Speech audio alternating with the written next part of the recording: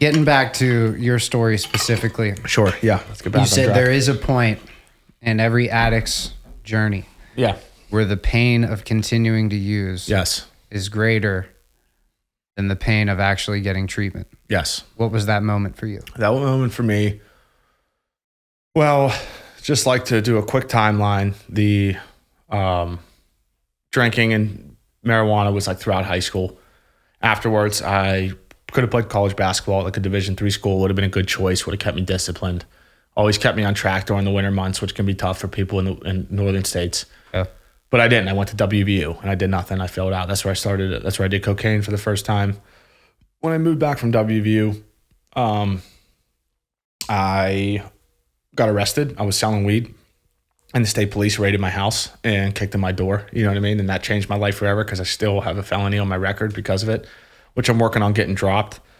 That eventually led me to my career as a chef. You know what I mean? So it's like I see how the path to success or happiness isn't linear. I never saw it at that time as a blessing, and it's still, I'd rather not have the felonies than have them. But my point with that is that after I got arrested, I was placed on house arrest, and I would know when I would get drug tested. So I weighed my options with a few times I was dating a girl and I went to her house. I remember I can literally remember this so distinctly. It's like, I don't remember the first time I smoked weed, which is strange because I was a really big pothead for a while. But I remember the first time I took a Vicodin, and I went into her like other bathroom. It was a big house, and her older grandmother lived with her, and there was like just a script of Vicodin on the thing, man. And like I took those 2 Vicodin, and that was it for me. Like that wasn't like when I got physically addicted, but that was the feeling that I had been looking for my entire life. So I thought that was this warm, blanketed feeling, and people who have done opiates will describe a similar experience to where like all my problems just like melted away. You know what I mean? So I thought, you pay the price later. What goes up, what you go way up when you're high on opiates must come down, and you get your ass kicked every time. It'll always win. But at that moment, that was the cure to my anxiety, to my stress, seizures, you know what I mean? Anything. It just like was the feeling I was always looking for. And from that day forward, opiates were always something that I sought out, but they were kind of difficult to find. I wasn't going to go do heroin after doing 2 Vicodins. I was always seeking out pharmaceuticals, which were like difficult to find. It's like you have to find like an old person or like, it's just difficult. But from that moment on, I was always trying to find pills. I never really got addicted till years later. But what happened during house arrest that progressed my addiction was I knew when I would get drug tested, so I weighed my options. The bracelet I had on tested for alcohol, so I couldn't drink, scratch that off. I couldn't smoke weed because it stays in your system long. You know what I mean? Like maybe you could hit it once or twice and get away with the drug test, but I wasn't going to sit in my room. It smells. I was living at my parents'. So that scratched that off. I wasn't going to like sit in my room and like do cocaine by myself and be all like wired out. It didn't seem enjoyable. And I wasn't going to sit up in my room with an ankle monitor on and like trip on hallucinogens. Those are like the drugs I had done. So opiates were like the perfect example. They got out of my system, or the perfect answer to my problem. They got out of my system in like 3 or 4 days. They're like it's like a relaxing high where you can just be like in your room by yourself and be content no matter what's going on. And I was working at the country club, Westmoreland Country Club, where I was caddying. And one of the workers there sold Perk 30s. You know what I mean? Oxycodone 30 milligrams. Like the street nickname is Perk 30s. I think Roxaset is like the drug name itself. They banned Oxycontin, snortable Oxycontin pills like in the mid 2000s because they were being abused. But the Perk 30s are a little blue pill for anybody that doesn't know about them. They make them in other milligrams, 15 or 20. And I started buying them off of him, and I'd get a couple at a time. And that's my drug of choice. When someone said, what's your DOC? Percocet 30. Eventually I went on to harder opiates out of desperation, but never. The story's always the same with opiates. I started with pills. I went to heroin. You know what I mean? Some people go to shooting heroin. I never did that. You know what I mean? I snorted it, but, so it continued to progress. But what happened was in 2018, I started to work at a bar, and it's owned by friends of ours, and I'm not going to divulge any names because it's not relevant. Right. But down there, the opiates were prevalent unlike I had ever seen. There was multiple Percocet connections, real Percocets. Nowadays, so many pills are pressed with fentanyl. People are dying from it. You know what I mean? I know you've heard of stuff with that. Oh, yeah. And I was selling weed again, and I was working bartending, bar backing, serving. So I was making cash every day, and I was selling cartridges and weed. And I just always had cash, and it was just like the perfect storm. The desire and opportunity met, and I could get plenty of pills, and I had the money to do it. And that was when the first time in my life I became physically dependent on a drug and became addicted. And I remember New Year's it would have been 2018 into 2019, my New Year's resolution, which is funny. It's this time of year, thinking back, like, I'm going to quit opiates. Like, I had been trying, I knew I couldn't keep doing this. I was up to like 10 perk 30s in a day. You know what I mean? I used to get high off a half of one. And I remember the person that I was friends with, that we did them together, being like, yeah, I've done like 10 in a day before. And I was like, what, are you 10 in a day? Are you fucking serious? Like, that's so much. But it gets there because your tolerance to opiates gets so high so quickly that not only eventually you're always kind of chasing that original high. And you always do kind of catch a buzz, but eventually it like taps out, and like you just need them to get through the day to function, and you'll get a little bit of a high. But I remember doing 4 perk 30s in a line. You know what I mean? I'm like gagging this giant line of fucking drugs down, and barely feeling high. And I'm just like, literally, like, couldn't even look at myself in the mirror. I'm thin and I'm losing weight, and my money's just, it's like when you're in active addiction, money's just like a drug ticket. It's like, has no value. Now it's like, I work so hard for my money. It's like, oh, I can't imagine just handing this to somebody that doesn't give a fuck about me. But when you have it in addiction, it's like, I'm so happy I have $200. Like, here, take it. Give me everything you have. But that was when the addiction really grabbed hold of me, and I was trying to quit on New Year's. And that was like my first moment where I was like, I'm completely powerless over this. Like, this thing has me by the balls. I cannot quit on my own. The good thing was that I was trying to quit throughout the year. I was taking less, and I was making attempts to quit. So I lessened the amount of opiates in my system. So when it came time for like the final detox, it wasn't as bad. You know what I mean? But eventually the Percocets kind of ran out. They were more expensive. Person who worked there, his roommate was on heroin, stamp bags, you know what I mean? And never in a million years, everything you think you would never become, the drug you thought you would never do. It has such a loaded word, heroin. I can't even believe I've done it. You know what I mean? To say it. But it's the easiest and most extreme line I ever crossed. Because in that moment when you're sick and the pills are gone, it's just like, this is cheaper and stronger. Like, I don't even care anymore. No brainer. You know what I mean? I have to have it. I can't get out of my bed. I can't go anywhere. I can't work. I have to have these opiates, or I'm unable to function in society. And then you do them and you're all hyped up, and opiates have been said to give kind of like most people think of them as very sedating, which if you're sitting down, you'll be nodding off, but they give you like a weird energy, like where you just like, you'll do anything. Like, I'd fucking dust your house for you on opiates, no problem. You know what I mean? Like, you want me to clean the bathroom? Sure, let me do some opiates. I'll fucking clean the bathrooms. Like, and so the disease of addiction progressed, and I was doing those drugs and trying to quit, but it was June of this is what I'm getting to with the moment where it stopped. It was June 16th, 2019, and my best friend Adam Analik, may he rest in peace, he died. This is him on my chain made for him, just like a little piece to honor him. Adam was the only one that knew the extent of my addiction because I trusted him so much. And, just like a story I'll share with Adam, it was like March or April of that year where I had been trying to quit since New Year's, and I'm talking to him in my car. And I'm in really bad shape, man. Like, I'm really fully addicted to it was fentanyl. It says, you say heroin, but I got drug tested at rehab. There was no heroin in my system, just fentanyl, so dangerous. I'm doing at my worst 35 stamp bags a day, 20, 35 stamp bags a day. If I did one stamp bag right now, it would probably kill me. You know what I mean? I was doing 5 at a time because your tolerance gets so high. And I was telling him, and he was having issues with substances himself, alcohol and cocaine. He was an addict. And it breaks my heart that he never got a chance to get into recovery because he was like a spiritual guy, and he really would have thrived in the 12-step fellowship. I know that, and I live to honor him, and that's why I take it so serious, because he didn't get the chance to recover. But I remember talking to him on the phone in my car, and I'm like, man, I'm like so fucked up, man. Like, I can't believe I'm in this position. And I'm crying, you know what I mean? I'm like, I'm just just emotional. I'm just a mess.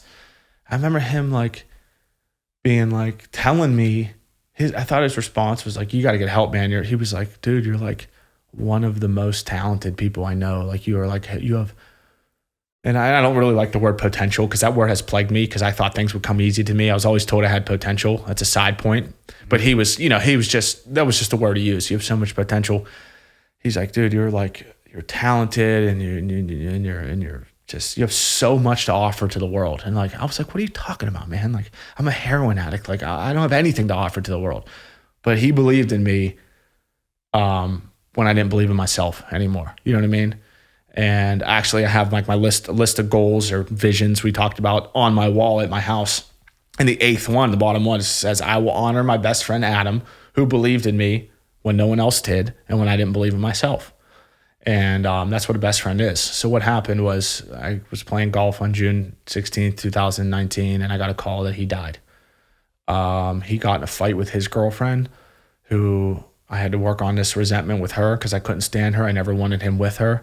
I don't know what happened to this day. There's still some speculation about how it went down. But anyways, he like punched a window after a fight and it cut his wrist and he bled to death by himself because she wasn't at the house. And that's how he died. And it's tragic. It's very sad. And he got robbed of his life. But that was the moment where, since he knew my deepest, darkest secret and it died with him, I knew I needed help because I couldn't continue to live with this on my own. And when he passed, and that's the great thing about the program, is it's such an honest and open program. In meetings, you get to share stuff like this that normal people, you just wouldn't say to somebody because it's too deep for them. But I had that relationship with him. And when he passed, that was a determining factor to when I was like, I got to get help. I got to get this off my chest.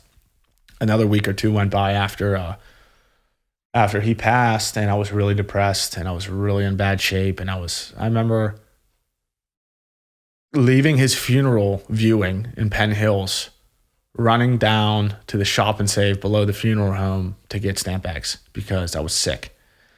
And I had to be a pallbearer the next day. And I was like, I cannot carry this casket if I don't have drugs. You know what I mean? And I remember crying, carrying his casket, crying because I'm sad that he's gone, but crying because I was so dead inside. You know what I mean? And just, I obviously had some glimmer of hope that I could get better. I wouldn't be here right now. I would have given up, thrown in the towel. But I remember looking at that casket, like, I'm going to end up in this and they're going to fucking bury me. You know what I mean? And some lady who has since passed, like, who I didn't like from high school, as like a kid I went to high schools with, mom, she like hugged me and was like, we can't have any more of this. I would never want you to be next. I don't know if she knew something about me. I don't know if she got word that I was a drug addict or something, but it was like, I didn't really like her at the time. And I was like, fuck you, lady. You know what I mean? Yeah.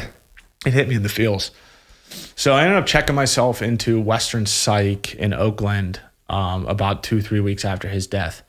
And that was the first time after all this time, my parents were really concerned, but they didn't know I was doing opiates. They were like, they had known I had done cocaine and drank. They thought maybe I was doing cocaine. I was skinny. I'm thin now. You know, I'm fit and thin now. I'm 205 pounds. When I got weighed at the psych ward, I was 164 pounds. So shed 41 pounds off me. You know what I mean? Like, I was fucking skin and bones, man. I remember trying to bench like 105 in rehab, and I was like, I couldn't even move it. I'm like, oh my God, is I so weak, dude. But not until I got down to the psych ward did I come clean about the addiction. Like, and my ego was still intact. I couldn't even say I'm a heroin addict. I said I'm addicted to prescription painkillers. Like, I just couldn't say it in front of my mom. Obviously, she knows now. But for a while, I just like, it sounded better to say painkillers. Like, I just couldn't accept the fact that I was on these drugs, you know? So I went in Western Psych, and I stayed in there for like 4 or 5 days, and I detoxed, you know what I mean?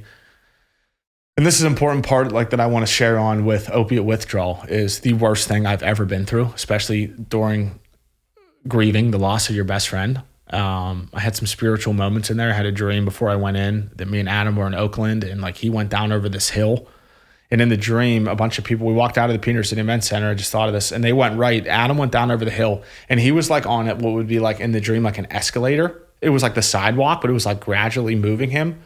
But he was facing me, but his back was going like away. He was going down this hill gradually, and he like put his fist up at me and his fist eventually like disappeared over like what would be like a horizon. And when I got to Western Psych, my exact view from my room was at that spot from the dream. And I'm not like too like, crazy about that stuff. I don't get like overly like meant to be spirit, but that was a strange, that was like a spiritual moment for me. I don't know what the reasoning was, but for some reason it really stuck in my mind. And I felt some sort of comfort because I had that dream and I was like, okay. But my point is that leaning into like we talked about earlier with that dark and light, what happened to me when from going through opiate withdrawal, which I was always kind of going through it. As you're addicted, you're sick until you get it. You know what I mean? You're sick until you get high. You know what I mean? But really like physically, like days of actually going through it where you have these shaking tremors, dude. Like my body's squirming. Like my legs cannot stay still. Like the worst moments of my life. And not only is the physical aspect terrible, where you're shitting and you're throwing up and stuff, like it's the emotional aspect because your brain is so depleted of dopamine and serotonin that you literally cannot feel joy. You know what I mean? I remember days I was withdrawing at home and I would just hug my dog because it was like a dog, you love your pet. It was like the only pleasure I could find. And it wasn't even pleasure. It was just like a little bit of comfort. And like I slept with my parents' dog. I don't live there anymore, but I slept with him last night. And like I'll give him a hug and I'm like full of gratitude that I can lay with him. And like he brings me joy, and it's not like I'm not in this desperate state. But what I've done with opiate withdrawal is I call it like a superpower, especially in the gym. When I'm in like a really hard workout, like with you, like this guy's workouts are serious, which they're serious.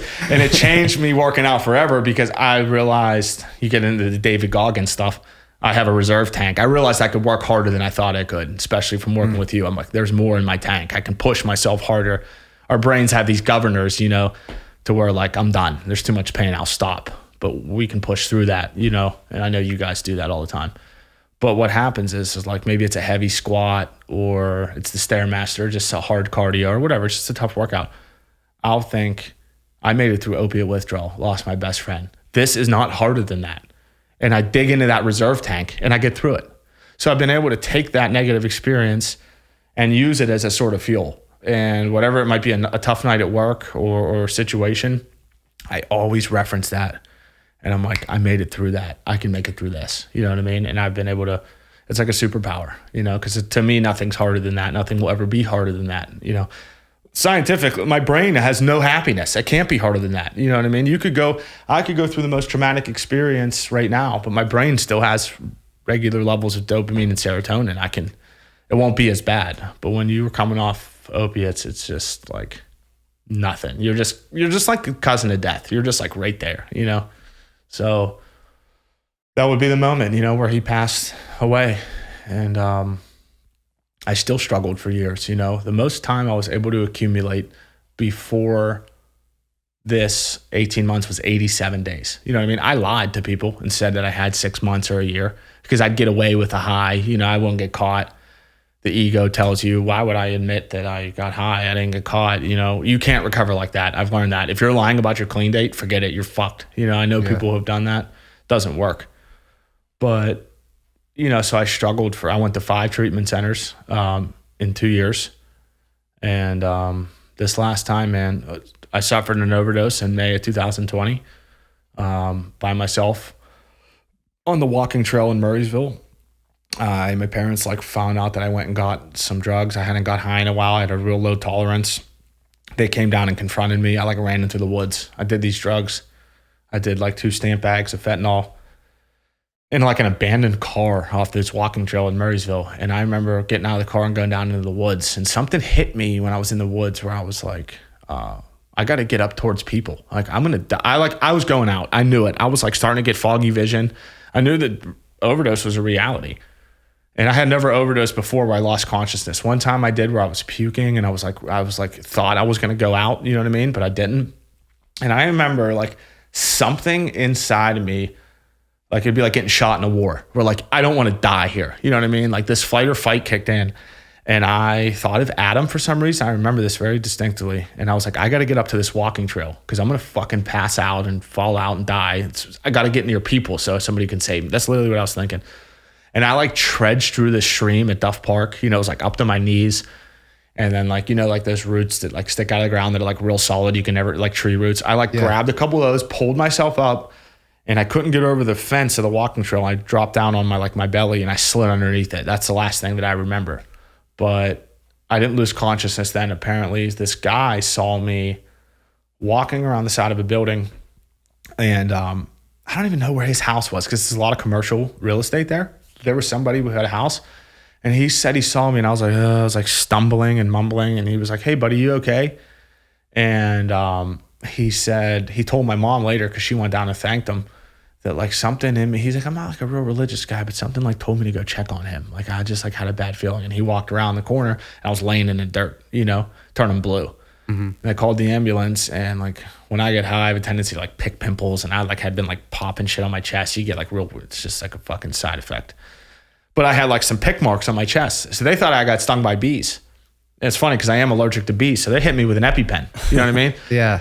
And they put a breathing tube in me to keep me alive. They get me into the ambulance, and they like get me to the hospital. And they were like, "Oh, we think he's having a bee attack allergy." And the doctor was like, took one look at me. He was like, "Did you Narcan him?" They're like, "No, what do you mean?" He's like, "He's dying. He's overdosing. Like this is an overdose. This isn't a fucking bee attack." And they Narcan me, and I came back to life. They gave me 2 shots of Narcan. Crazy to think about. So many people die, I was dead, like literally, like that's like the reality of addiction. If somebody's listening to this and they're struggling, there's only 3 ends to addiction, and it's jails, institutions, or death, or the positive alternative, recovery. That's it. You're going to end up in jail or an institution, a psych ward or a rehab over and over, and you're eventually going to die, or you can recover. You know what I mean? Those are really the options. So, but I continued to struggle for years until I went to treatment this last time when I relapsed in July. I got fully addicted again, physically addicted to opiates for the first time since that June time. I like had relapse throughout the recovery. And the intimidating thing to me about addiction is I was never fully out of recovery. I always I was still going to meetings. I was still in, but I wasn't all in. And if you're halfway into recovery, like addiction will win that battle. You got to be all in is what I learned. So when I got physically addicted again, and I went through withdrawal again in July 2021. And I just remember being in my bed and just being like, how did I do this again? How did I forget how painful this was that I put myself in this situation? And I was, when I was working out with you, you know what I mean? That was like, we probably finished in June or May or June of one of our 10 sessions. And actually my relapse started like while we were working out, which was really strange. Like I think I've justified it a couple of times. Like when I'm real sore after a workout, I remember in the past I would take like a Percocet after a workout, and it was like a reward. And I think that's how I justified it. One day I was real sore, and I was like, I need fentanyl to feel better. Like, come on, dude. You know what I mean? Like take some Advil and do an ice bath. Yeah. But the relapse had started, and it was after we had been working out, and I was like getting in better shape, and I was starting to build my body, and it sheds muscle off you when you relapse. Like I lost like 15, 20 pounds, and I was down to like 180 from like 205 to 185. And the important thing about this time is that I learned that you can't save your face and your ass at the same time in recovery, the ego thing. And I just didn't have time to even hide it. I called my parents. I was crying on the phone. They're like, "What's wrong?" I was like, "I relapsed." In the past, I would have hit it. But I was like, I can't do this anymore. I don't care if you're upset. I need to go to treatment. I know what I need to do to get better. And that was a big moment for me because I stopped trying to save my face and I started to save my ass. And I went back to rehab and just made a decision this last time in treatment that, I was going to do whatever it took, I knew I had this self-discipline, that dig deep mentality, because I had put it into basketball at times in my life. Going into my senior year of basketball, I worked so hard to get better, and I had done it with fitness at times. So like some people have never grinded at anything. Like I knew I had like this grit, and I was like, I got to put this into recovery. And I was like, you know what? I said, I'm going to take this program so serious. I'm going to do every single thing that's told of me, suggested of me. And I remember thinking to myself, this better fucking work because I cannot take this anymore. I cannot live like this anymore. You know what I mean? I don't want to live like this anymore. And lo and behold, I've done everything that was suggested of me, and here I am clean, 18 months later. So it's like back to that confidence to do what I said I was going to do, and to see, because you start to wonder after you relapse, can I get this? Am I too addicted? Am I sicker than these people? Why can they get clean and I can't? You know what I mean? You start to compare and contrast. The ego creeps in. It creeps in. But I came back to that competitive nature that it's instilled in me that I have. I'm very competitive, to where I was like, if this fucking guy can do this, then I can do it. If he can get clean, then I can get clean. He shot fucking dope for 20 years and smoked crack and all kinds, worse than me, worse addiction than me, and he's clean. If he can do it, I can do it. And I stopped making excuses, and I started putting the work in, and the results they just came, and I just haven't looked back since, so that's basically the story. You know what I mean? Yeah. Of my addiction and into now my recovery. Like at a meeting, you say, "Hi, I'm Luke, I'm an addict," or that's like the traditional way. "Hi, I'm, blah, blah, blah, I'm an alcoholic. I'm Luke, I'm an addict." If you're in AA, it's alcoholic, whatever. It's kind of stupid, like how they like mince words. It's kind of like a Republican, Democrat thing. Distinction without a difference. Yeah, but I say, "I'm Luke, I'm a recovering addict." You know what I mean? Mm-hmm. Because there's an active addict, there's active addiction, and then there's a recovering addict. And a lot of people say that, not just me. But that's what I am today. You know what I mean? And my life has been so great this year. It's the best year I had of my life since I've been a kid. And it's just not possible without recovery, And I just want people who hear this message to know that it's not a fantasy. It's possible to live and enjoy life without the use of drugs. You know what I mean? They say that 50% of your brain, like the levels of serotonin, dopamine, like certain stem cells, I don't know. I'm not going to pretend like I know the exact terminology in science. I don't. All I know is that they told me that 50% of your brain repairs and heals itself within the first 90 days of sobriety. 90% of it comes back after a year. So that year mark, like, I don't know if they knew that whenever they came up with the program or whatever, but like they put a lot of emphasis on getting that 1 year clean. Like at meetings, it'll say anybody with a sponsor and a home group, which is a meeting that you like are of service at, raise your right hand. Anybody with a year or more, raise your left hand. And like, I love being able to raise my left hand now. Yeah. It's like, I'm in a winner's circle, or they'll have you stand sometimes. But after like I got a year clean, like I saw that happen. Like I'm able to get so much pleasure from things out of life that I didn't think was possible. Good food. You know what I mean? Like just good music and a book, like something like some old person would do. But my brain has reset itself to where like I'm able to find pleasure in things that I became so accustomed to, this unnatural rush of dopamine as my only source of pleasure, that I couldn't find pleasure in everyday things. You know what I mean? I lost pleasure from now, whether it be golf or fitness or good food or cooking, which I love to do. It's a big part of my life. It provides me with enough of a dopamine drop that like I'm fulfilled. You know what I mean?